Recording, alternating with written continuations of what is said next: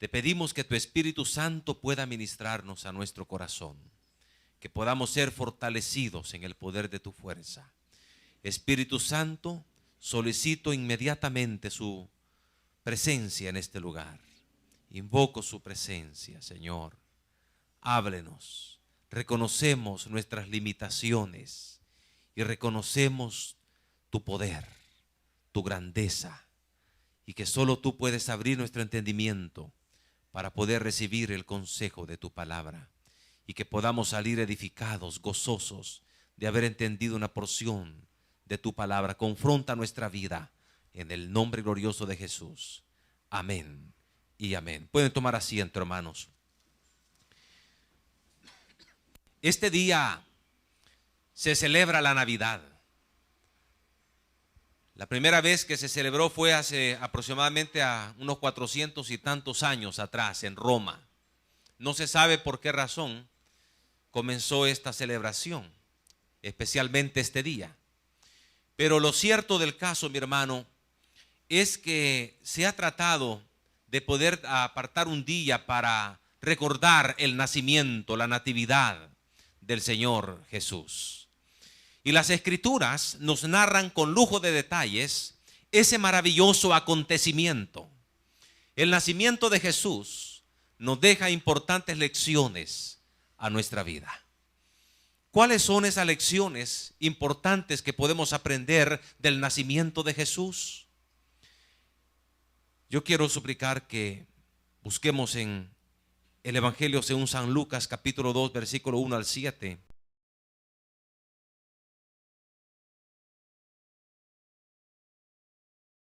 Importantes a nuestra vida. El Evangelio según San Lucas en el capítulo 2, del versículo 1 al versículo 7. Dice la palabra del Señor de esta manera. Si usted lo tiene, me puede decir amén. Aconteció en aquellos días que se promulgó un edicto de parte de Augusto César, que todo el mundo fuese empadronado. Este primer censo se hizo siendo Cirenio gobernador de Siria. E iban todos para ser empadronados, cada uno a su ciudad. Y José subió de Galilea, de la ciudad de Nazaret, a Judea, a la ciudad de David, que se llama Belén, por cuanto era de la casa y familia de David, para ser empadronado con María su mujer, desposada con él, la cual estaba encinta. Y aconteció que estando ellos allí, se cumplieron los días de su alumbramiento, y dio a luz a su hijo primogénito, y lo envolvió y lo acostó en un pesebre, porque no había lugar para ellos en el mesón. Quiero hablar sobre el tema, el nacimiento de Jesús. Hermanos, este pasaje que hemos leído nos habla de cómo Dios está trabajando aún a través de las decisiones políticas de los gobernantes para poder llevar a cabo su plan de redención. Hubo la necesidad de llevar a cabo un gran acontecimiento para el cumplimiento de una profecía que muchos años atrás el profeta Miqueas había dicho. En Miqueas capítulo 5 versículo 2, no pierda por favor Lucas, en el capítulo 2, y busquemos Miqueas capítulo 5, por favor. Dice la palabra del Señor en Miqueas capítulo 5 versículo 2: pero tú, Belén Efrata, pequeña para estar entre la familia de Judá, de ti me saldrá el que será Señor en Israel, y sus salidas son desde el principio, desde los días de la eternidad. El profeta Miqueas está profetizando el nacimiento de Jesús y está hablando del lugar donde Jesús tiene que nacer, y tiene que nacer en una ciudad pequeña, una ciudad llamada Belén, en la región de Judá. Tenía que nacer en esa ciudad porque es la ciudad de David, y David siempre es tipo del Señor Jesucristo. Entonces, para ese cumplimiento de esta profecía, que Jesús tenía que nacer en Belén de Judá, los escribas sabían perfectamente que allí iba a nacer el Mesías. En Mateo capítulo 2, en el versículo 36, encontramos nosotros que el rey ha dicho, en base a la visita de unos magos, en el versículo 36, perdón, en 16,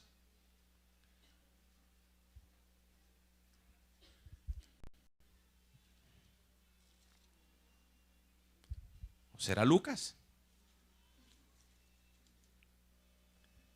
Veamos qué dice Lucas, capítulo 2.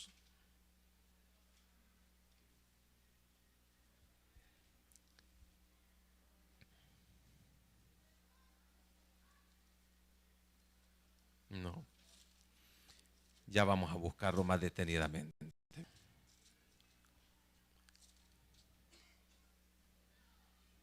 Dice en el capítulo 2, versículo 6, perdón. Capítulo 2, versículo del 3 al 6. Dice la palabra del Señor así. Mateo capítulo 2, versículo 3 al 6. Oyendo esto, el rey Herodes se turbó y toda Jerusalén con él. Y convocados todos los principales sacerdotes y los escribas del pueblo, les preguntó dónde había de nacer el Cristo. Ellos le dijeron, en Belén de Judea, porque así está escrito por el profeta. Y tú, Belén, de la tierra de Judá, no eres la más pequeña entre los príncipes de Judá, porque de ti saldrá un guiador que apacentará a mi pueblo Israel.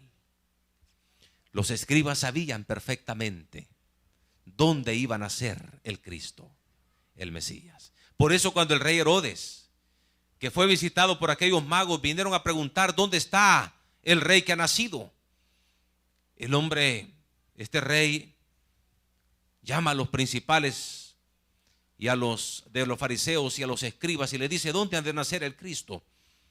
Y ellos, sin dudar, dicen, en Belén. Así está escrito por el profeta. Jesús dijo que también todo el pueblo sabía que el Cristo iba a nacer en Belén de Judá. En Juan capítulo 7, versículo 42, dice la palabra del Señor: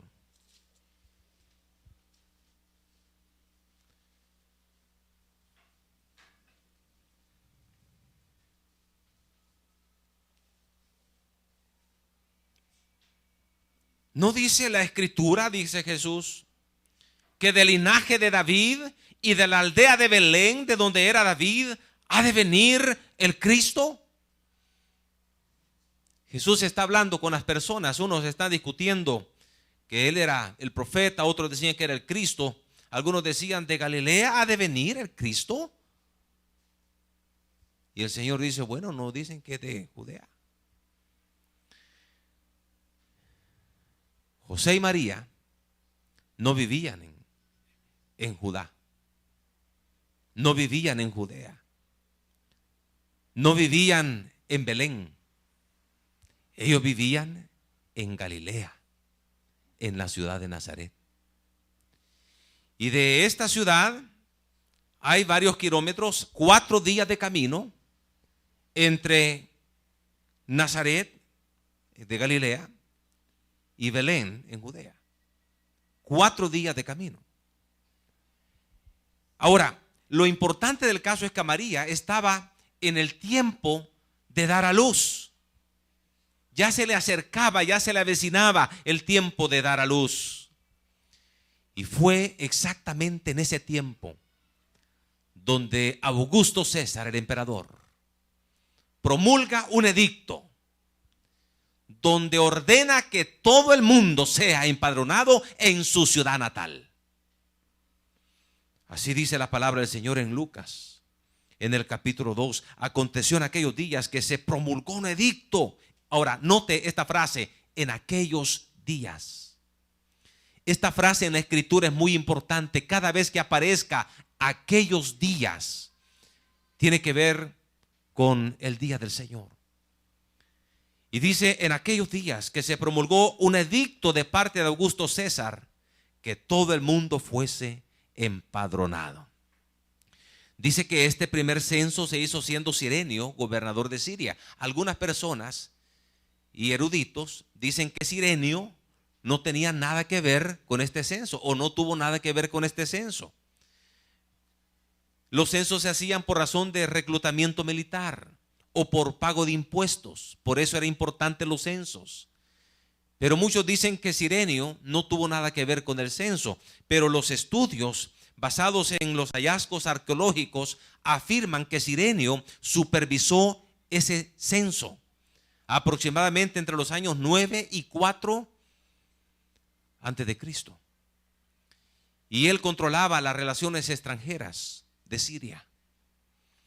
Además, nosotros encontramos en Hechos capítulo 5 versículo 37 la confirmación de este censo. En Hechos capítulo 5 versículo 37, después de se levantó Judas el Galileo en los días del censo. ¿Cuál censo? Y llevó en pos de sí a mucho pueblo. Pereció también él, y todos los que le obedecían fueron dispersados.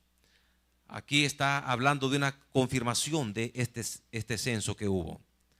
Todos iban a ser empadronados a su ciudad.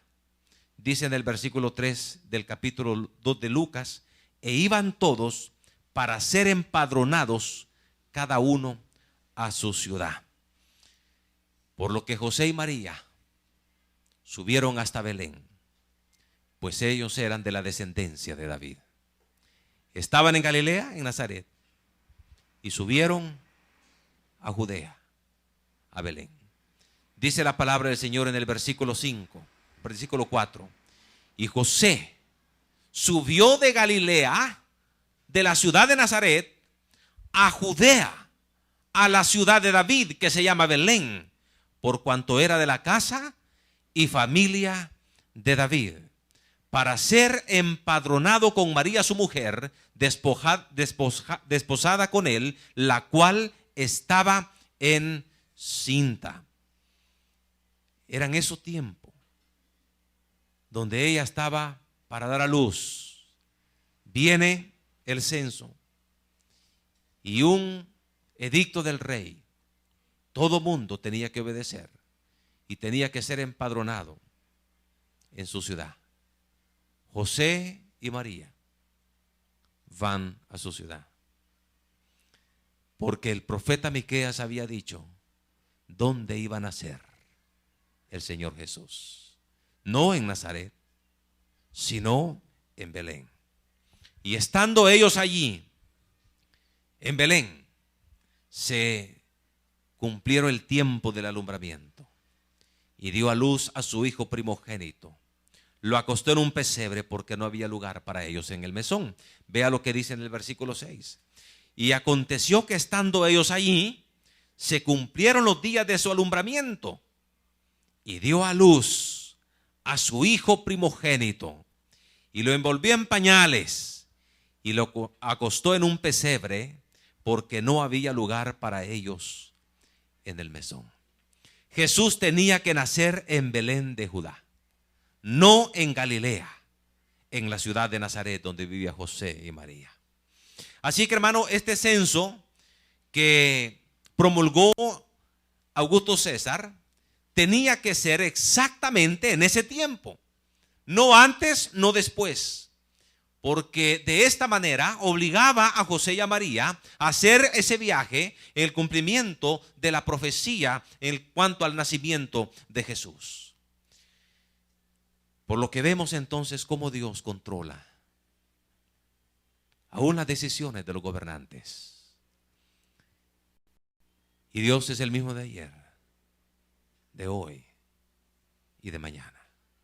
Hay gobernantes que toman malas decisiones y a veces nosotros estamos en contra y a veces no sentimos que sean justos. Sin embargo, mi hermano, se está bajando en su plan redentor. Por lo tanto, nosotros debemos de hacer siempre la voluntad del Señor, porque Él tiene todo control. Él está controlando los gobiernos del mundo. Él está controlando los que gobiernan en el mundo. Él está dando naturaleza. Él gobierna completamente y por eso nosotros debemos de estar en paz. Solamente tenemos que estar haciendo la voluntad de nuestro Señor Jesucristo. Pero hermanos, hay 3 lecciones que podemos aprender en cuanto al nacimiento de Jesús. En primer lugar, la Biblia dice que nació en un mesón. No había lugar para ellos en el mesón. Fíjese. Ahora, es importante porque el mesón era un lugar donde iban de paso. Y el Señor da a entender que su venida a este mundo era como un peregrino, como una persona que iba de posada, que no tiene residencia fija. Y por eso en su nacimiento nace en un lugar de posada, porque no es el propósito del Señor radicar en este mundo. Los grandes siervos del Señor que han vivido en esta tierra se han considerado como extranjeros y peregrinos en esta tierra. Nunca han estado pensando en radicarse aquí en esta tierra. Siempre están pensando como forasteros, como peregrinos. En Hebreos capítulo 11, en el versículo 13 al 16, vea lo que dice la palabra del Señor. En Hebreos capítulo 11, hablando de los héroes de la fe, en el versículo 13 al versículo 16 dice la palabra: conforme a la fe murieron todos estos sin haber recibido lo prometido, sino mirándolo de lejos y creyéndolo y saludándolo y confesando que eran extranjeros y peregrinos sobre la tierra. Porque lo que esto dicen claramente dan a entender que buscan una patria, pues si hubieran estado pensando en aquella de donde salieron, ciertamente tenían tiempo de volver, pero anhelaban una mejor. Esto es celestial, por lo cual Dios no se avergüenza de llamarse Dios de ellos, porque les ha preparado una ciudad. Saludándolo, confesándolo, y decían: somos extranjeros, somos peregrinos en esta tierra, no nos interesa tener cosas aquí, nosotros buscamos una ciudad celestial, una patria mejor que la de esta tierra. El apóstol Pablo, hablando a los filipenses, precisamente también dijo lo mismo en el capítulo 3, versículo 20 de Filipenses. Vemos el mismo principio, el mismo pensamiento. Filipenses capítulo 3, versículo 20. Y dice la palabra: mas nuestra ciudadanía está ¿dónde, mi hermano? Está en los cielos. No está en esta tierra, está en los cielos, de donde también esperamos al Salvador, al Señor Jesucristo, el cual transformará el cuerpo de la humillación nuestra para que sea semejante al cuerpo de la gloria suya, por el poder con el cual puede también sujetar a sí mismo todas las cosas. El apóstol Pablo, ministrando a estos hermanos en Filipos, dice: hermanos, nuestra ciudadanía no es aquí en la tierra, nuestra ciudadanía está en los cielos, de donde también esperamos al Salvador, a nuestro Señor Jesucristo. El apóstol Pedro tuvo el mismo pensamiento y exhortó a los creyentes. En primera de Pedro capítulo 2, en el versículo 11, dice la palabra del Señor. En primera de Pedro capítulo 2, en el versículo 11, dice la palabra. Si usted lo tiene, yo se lo voy a leer. Amados, yo ruego como a extranjeros y peregrinos que os abstengáis de los deseos carnales que batallan contra el alma, manteniendo buena vuestra manera de vivir entre los gentiles, para que los que murmuran de vosotros como de malhechores glorifiquen a Dios en el día de la visitación, al considerar vuestras buenas obras. Somos extranjeros y peregrinos. en esta tierra. Ahora el Señor nos permite cosas. Nos permite tener la escritura de una casa. Nos permite la llave de un automóvil. Nos permite muchas cosas. Pero nosotros debemos de recordar siempre, en cada momento, que en esta tierra somos extranjeros. Que nuestra ciudadanía no es aquí. Que nuestra ciudadanía está en los cielos. De allá venimos y allá vamos. En el momento que el Señor quiera. Jesús, cuando vino y nació en ese mesón, vemos que todo lo que el Señor tuvo fue prestado. Desde su cuna hasta su tumba. Nada era de él. Todo fue prestado. Y al igual que nosotros, nada es nuestro. Todo es prestado. En 1 de Timoteo capítulo 6, el apóstol Pablo nos recordó lo siguiente. En 1 de Timoteo capítulo 6, versículo 7.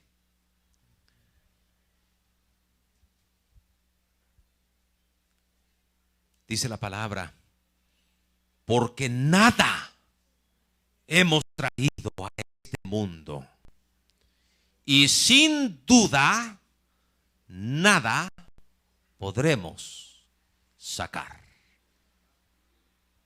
Nada trajimos y nada nos llevamos. Nada. Es lo mismo que dijo Job en el capítulo 1, versículo 21. Job, en el Antiguo Testamento, este hombre que era recto, temeroso de Dios y apartado del mal, pero entró en una prueba tremenda y perdió, se puede decir, casi todo, ¿verdad? Lo único que no perdió fue su casita donde vivía y su esposita. De ahí lo perdió todo. Y en el capítulo 1, versículo 1, después que apareció esa prueba en su vida, dice desde el 20: entonces Job se levantó y rasgó su manto y rasuró su cabeza y se postró en tierra y adoró. Y dijo: desnudo salí del vientre de mi madre y desnudo volveré allá. Jehová dio, Jehová quitó. Sea el nombre de Jehová bendito. Yo no traje nada y nada me voy a llevar. Aquí no tenemos nada. Absolutamente nada. Todo lo que tenemos es prestado. Todo. Aún nuestra vida es prestada. Tenemos que entenderlo. Pero hay una segunda lección que podemos aprender del nacimiento de Jesús. Y es que de ese mesón el Señor no nació en una habitación, sino en un establo. Dice la palabra del Señor en el capítulo 2 de Lucas, versículo 7. Y dio a luz a su hijo primogénito y lo envolvió en pañales y lo acostó en un pesebre. ¿Y qué es un pesebre? Es un lugar, ¿verdad? Es un recipiente de madera muchas veces, en el caso de acá, de una roca labrada, y ahí comían los animalitos. Entonces quiere decir, por esto, que fue en un establo. Por una razón, no había lugar para ellos en el mesón. ¿Y por qué no había lugar para ellos en el mesón? No es porque se trataba de José y María y estaban diciéndole: no hay lugar para ti, sino porque el lugar estaba lleno. Habían muchas personas que iban de paso. Esto es para los que están durmiendo, ¿no? Muchas personas iban de paso. Entonces las habitaciones estaban ocupadas. Pero fíjese que dice la palabra del Señor que no había lugar para ellos en el mesón. Ahora, en un sentido, podemos decir que Jesús desde su nacimiento no tenía cabida en las personas de su mismo pueblo. Fue rechazado por sus propios hermanos, por su propio pueblo. Y por eso no lo vamos a buscar, pero en Juan capítulo 1, versículo 11, dice la palabra del Señor: a los suyos vino, pero los suyos no le recibieron. No, desde que nace no hay cabida para Jesús entre él mismo, entre su misma nación, su mismo pueblo. No había lugar para ellos en el mesón. Jesús fue rechazado. Dice la palabra del Señor en Juan capítulo 15, el Evangelio según San Juan, en el capítulo 15.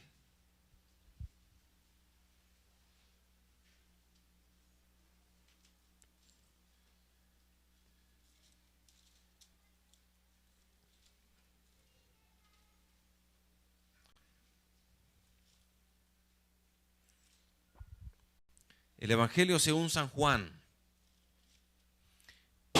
dice la palabra del Señor en el capítulo 15, en el versículo 18. Si el mundo os aborrece, sabed que a mí me ha aborrecido antes que a vosotros. Si fuerais del mundo, el mundo amaría lo suyo. Pero porque no soy del mundo, antes yo os elegí del mundo, por eso el mundo os aborrece. Fíjese qué tremendo lo que dijo el Señor Jesucristo. El mundo lo va a aborrecer. A mí me han aborrecido. En cierta oportunidad el Señor tiene que decir: ustedes me quieren matar a mí porque les digo la verdad. Jesús fue rechazado y está diciendo a sus discípulos: ustedes también van a ser rechazados. Ahora, si Jesús fue rechazado, nosotros también como sus discípulos vamos a tener lo mismo. Vamos a ser rechazados también.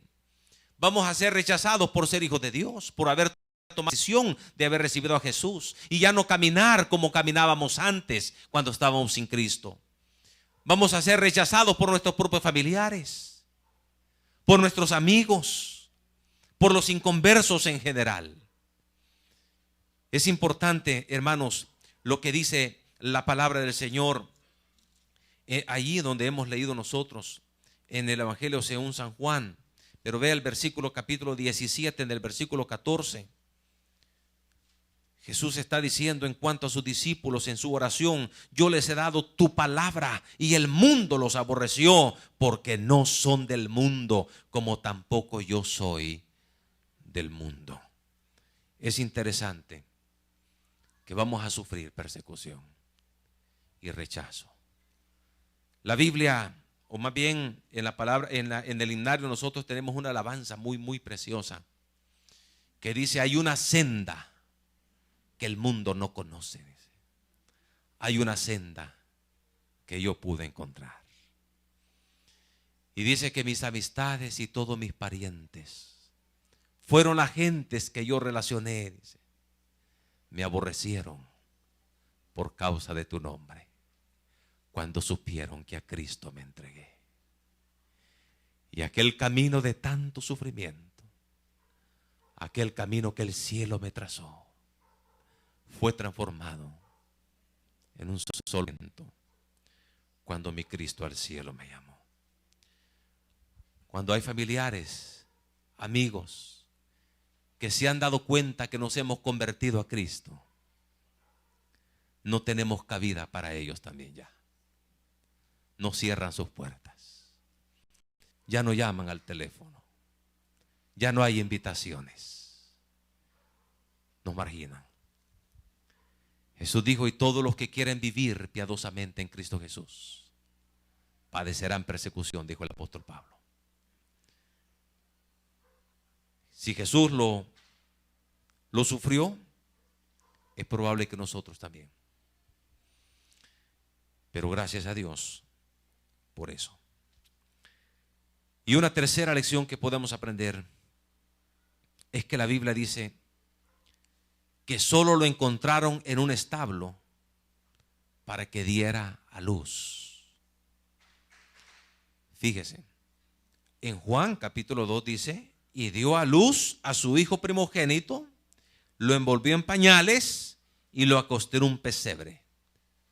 Ahora, ese lugar sirvió solamente para que el Señor naciera, para que María diera a luz a su hijo, porque no había lugar para ellos en el mesón. Pero luego fueron a una casa. No es que se quedaron ahí. Y cuando los magos vinieron donde Jesús, no vinieron ahí al establo. Llegaron a una casa. Note lo que dice en Mateo capítulo 2, en el versículo 7. En Mateo capítulo 2, en el versículo 7, dice la palabra del Señor: entonces Herodes, llamando en secreto a los magos, indagó de ellos diligentemente el tiempo de la aparición de la estrella, y enviándolos a Belén, dijo: id allá y averiguad con diligencia acerca del niño, y cuando le halléis, hacedmelo saber, para que yo también vaya y le adore. Ellos, habiendo oído al rey, se fueron, y he aquí la estrella que habían visto en el oriente iba delante de ellos, hasta que llegando se detuvo sobre donde estaba el niño. Y al ver la estrella se regocijaron con muy grande gozo. Y al entrar en el establo, no dice así, ¿verdad?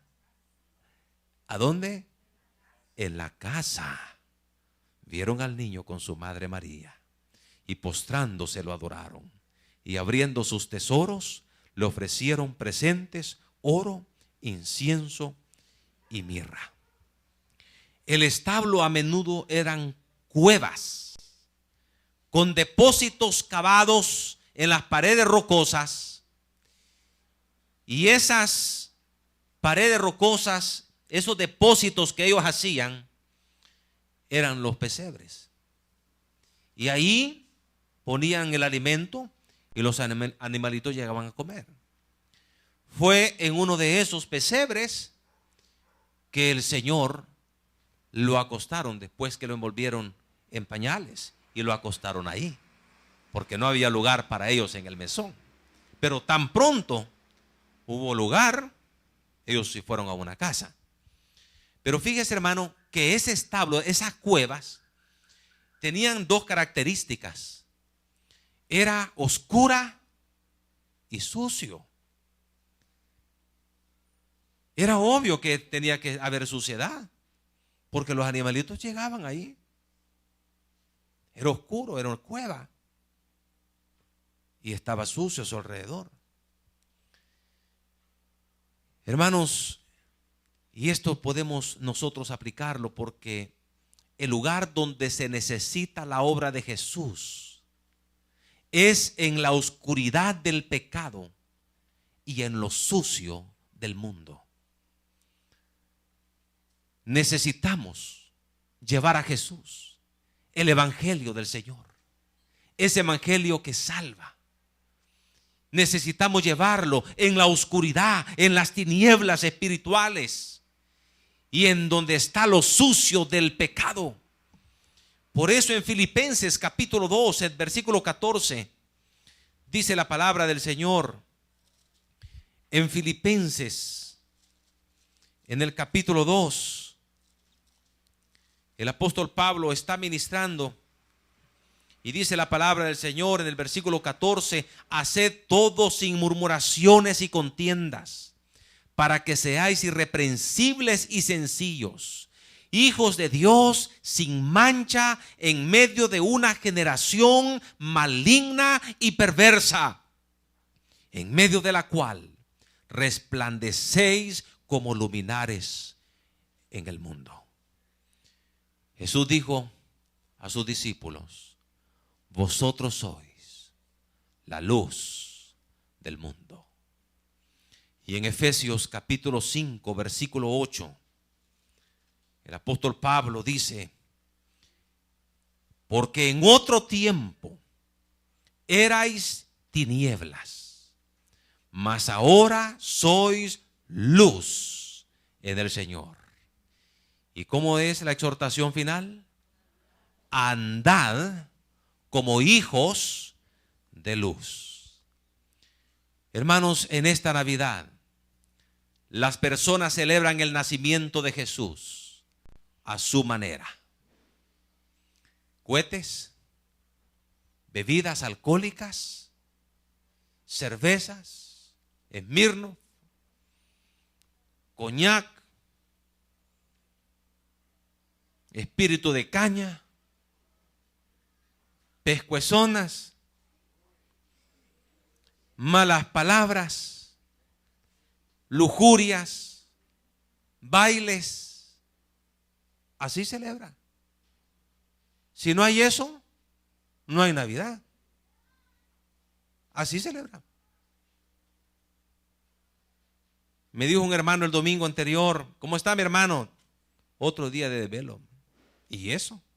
En la colonia celebraron la Navidad para la colonia. El baile terminó a la 1 de la madrugada.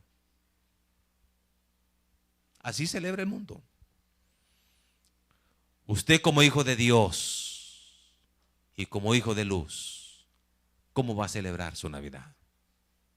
¿De la misma forma? ¿O va a ser luz en un mundo de tinieblas y de maldad? Ese mini componente, ¿cómo va a estar sonando? ¿De alabanzas? ¿O yo no olvido el año viejo, mi hermano? ¿O apágueme la vela amarilla? Apágueme la vela amarilla y comienza la gente. No, de 9 de la noche, ahí está, pues. Así lo vamos a celebrar nosotros, como hijos de Dios. Somos luz en este mundo. Quizás van a haber personas que van a visitar, a familiares que van a visitar. ¿Cómo piensas celebrar su Navidad? ¿Igual que el mundo? ¿O vamos a hacer luz en el mundo de tinieblas? El gozo de la Navidad no son regalos. No es el estreno. No es la comida navideña. No son los amigos.